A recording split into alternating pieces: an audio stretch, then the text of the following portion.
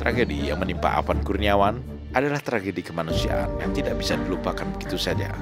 Pengemudi ojek online yang masih berusia relatif muda itu tewas dilindas mobil rantis Brimob di kawasan Pejompongan, Jakarta Pusat, di tengah keramaian aksi unjuk rasa yang anarkis pada Kamis malam 28 Agustus lalu.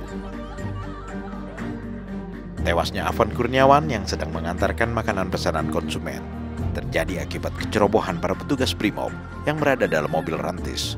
Mobil itu melaju cepat saat menabrak Afan dan bukannya berhenti untuk melakukan pertolongan, tetapi terus melaju melindas Afan yang sudah tergeletak di tengah jalan.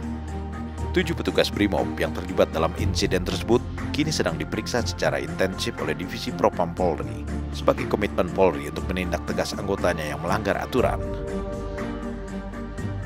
Peristiwa itu memicu amuk massa yang terdiri dari para pengendara ojek online di seluruh Jakarta. Mereka melakukan aksi unjuk rasa besar-besaran ke markas Brimob di Kuitang, Jakarta Pusat, dan markas Polda Metro Jaya. Bahkan markas Gegana, markas Polres dan Polsek di hampir seluruh wilayah Jakarta pun tak lepas dari kemarahan massa. Para pengendara ojek online itu menuntut keadilan atas tewasnya rekan mereka akibat kecerobohan beberapa petugas Brimob. Mereka meminta pimpinan Polri untuk mengadili para petugas tersebut, tuntutan yang kemudian dipenuhi oleh Kapolri, Kapolda Metro Jaya, serta Komandan Satuan Brimob. Sayangnya, kemarahan para pengendara ojek online itu dimanfaatkan oleh kelompok-kelompok massa yang tidak dikenal, yang melakukan pengerusakan sejumlah kantor polisi, sejumlah fasilitas umum seperti halte-halte Transjakarta, dan sejumlah pintu tol dalam kota. Bahkan kemudian merusak dan menjarah rumah beberapa anggota Dewan Perwakilan Rakyat dan rumah seorang menteri. Aksi-aksi pengerusakan dan pembakaran ini kemudian merebak di berbagai kota di Indonesia. Gedung-gedung milik negara seperti gedung DPRD, gedung bersejarah dibakar massa. Kondisi ini tentunya sangat menyedihkan dan membuat masyarakat di berbagai tempat merasa tidak aman. Kesedihan ini juga dirasakan kedua orang tua Afan, Zulkifli dan Herlina. Rasa duka dan rasa kehilangan karena ditinggalkan Afan, putra tercinta, sama sekali belum sirna. Almarhum Afan Kurniawan adalah putra kedua Zulkifli dan Herlina yang selama hidupnya menjadi tulang punggung keluarga.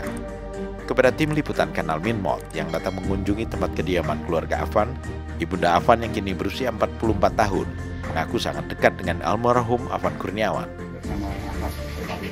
Bukan dekat-dekat lagi. Semuanya apapun yang dia punya yang di hatinya dia itu diini ke saya. Kalau misalnya dia ini habis pulang Grab, dia cerita gini gitu, dapatnya segini gitu. Buat makan, buat jajan apa di jalan habisnya segini. Bendahara lahir batin lah intinya dia mah. Biasanya dia siang tuh jarang pulang. Dia makan di jalan gitu. Nanti pulang malam jam 8, dia pulang, udah istirahat, besok pagi jalan kayak gitu. Tapi itu hari itu dia pulang minta makan, biasanya enggak. Herlina mengatakan bahwa dirinya dan suaminya Zulkifli sudah mengikhlaskan kepergian Afan.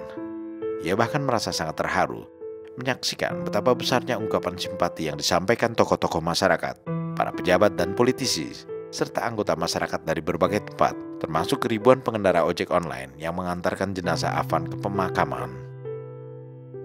Alhamdulillah Pak, betul orang kayak lautan. Rezekinya kayak lautan. Cuma kan udah gimana ya, kan nasibnya anak saya garisnya harus begitu, ya udahlah.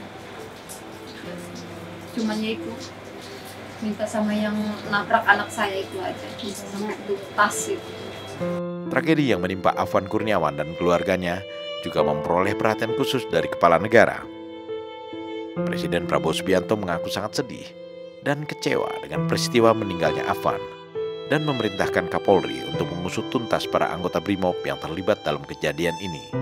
Cara cepat, transparan, dan dapat diikuti oleh masyarakat secara terbuka. Presiden Prabowo pun datang bertakziah ke rumah orang tua Afan bersama Menteri Pertahanan Syafri Samsudin, Panglima TNI Jenderal Agus Subianto, dan Seskap Teddy Indrawijaya.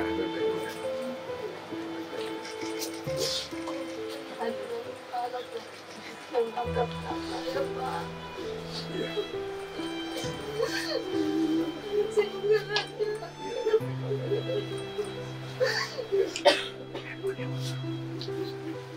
Kedua orang tua Afan dan seorang adiknya dipeluk Presiden dengan hangat, penuh kasih. Lalu Presiden dengan penuh perhatian mendengarkan keluhan kedua orang tua Afan. Kepada kedua orang tua Afan, Zulkifli dan Herlina, Presiden Prabowo mengatakan bahwa pemerintah akan menanggung kehidupan keluarga Afan, termasuk biaya pendidikan adik Afan yang masih bersekolah. Pemerintah juga akan memberikan rumah yang lebih layak untuk keluarga almarhum Afan. Kedua orang tua Afan tentunya merasa sangat bahagia dan bangga atas penghiburan yang diberikan kepala negara serta tunjangan kehidupan yang diberikan pemerintah. Walaupun Ibu Herlina masih berduka atas kehilangan putranya. Anak saya jadi orang nomor satu.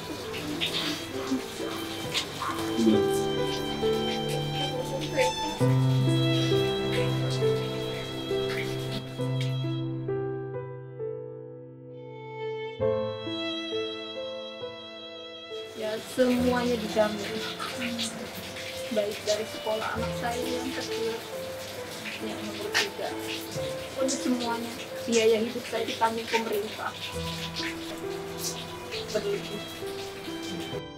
Kini yang diinginkan kedua orang tua Afan hanyalah ditegakkan keadilan bagi almarhum Afan dengan menghukum anggota Brimob yang telah menewaskan Afan. Meski demikian, Herlina merasa sangat prihatin dengan maraknya berbagai aksi pengerusakan dan penjarahan oleh orang-orang tak dikenal sebagai buntut aksi protes atas tewasnya Afan Kurniawan. Untuk itu, Herlina mengajak semua pihak untuk segera menghentikan aksi-aksi unjuk rasa yang bersifat anarkis karena tidak ingin jatuhnya lagi korban seperti Afan. Bagi Herlina, cukuplah Afan yang menjadi korban. Semoga imbauan ibunda almarhum Afan ini didengar oleh seluruh masyarakat dan berbagai kerusuhan serta aksi pengerusakan pun segera berhenti. Ya, saya mintanya itu aja, udah cukup Afan aja yang korbannya, jangan sampai yang ada yang terulang lagi seperti Afan. Udah cukup Afan aja, terakhir Afan yang jadi korban.